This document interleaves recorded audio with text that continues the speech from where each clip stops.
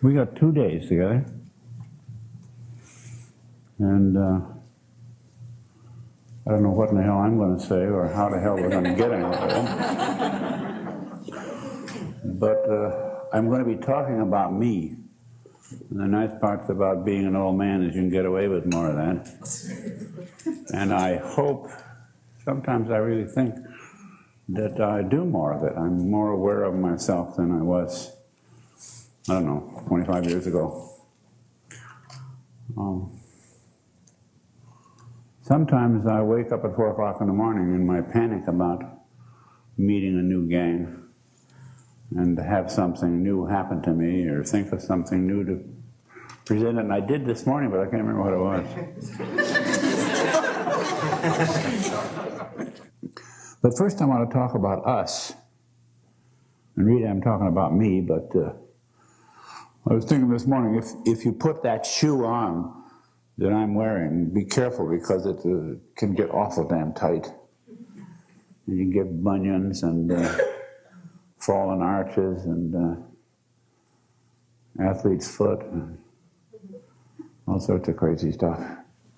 But I want to stick you with it because it helps me to get over some of my pain, to use you as my therapist and try to relive some of my pain and thus cut it back. In a 2-day interview, you know, it's pretty unusual to have a 2-day interview. So I feel one of my joys in this kind of racket is the psychotherapy I get from making you into my therapist, and wandering around in my insides. And I guess the most important thing is how sick we are. I think I was 13 or 14, I hope I wasn't any older than that, when it was very clear to me that I was going to be a missionary, a religious missionary, and convert all the Chinese to Christ.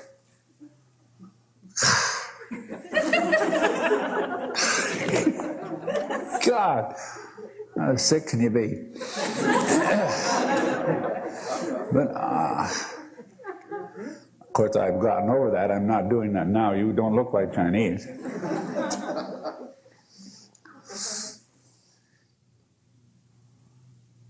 But I think anybody who decides to earn a living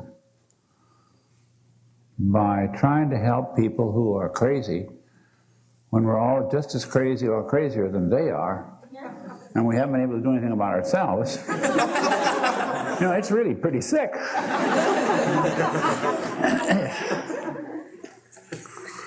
I'm going to be the best supermom.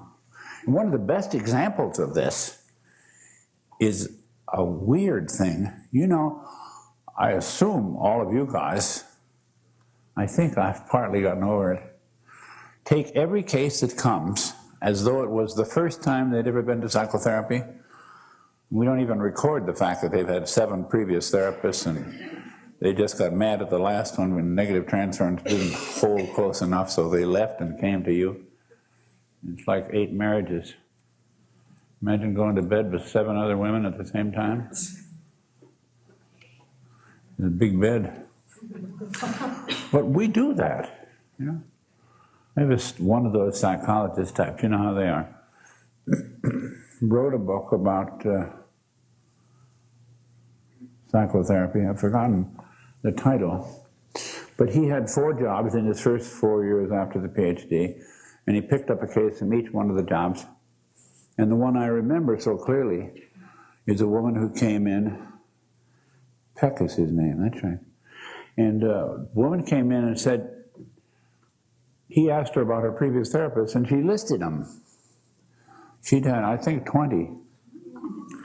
So he got name and telephone number of all of them, and he called them all.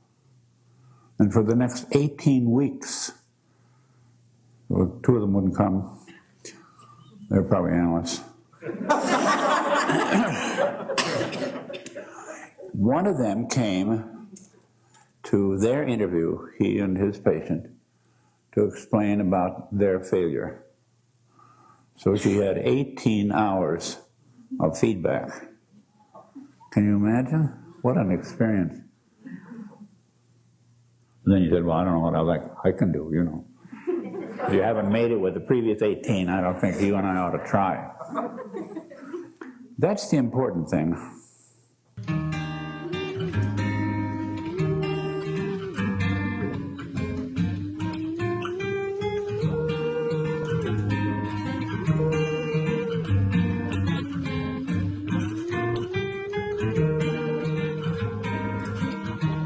Nobody can get a grip on things like you.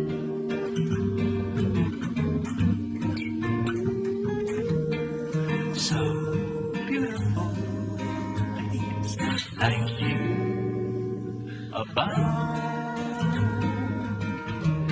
On account of that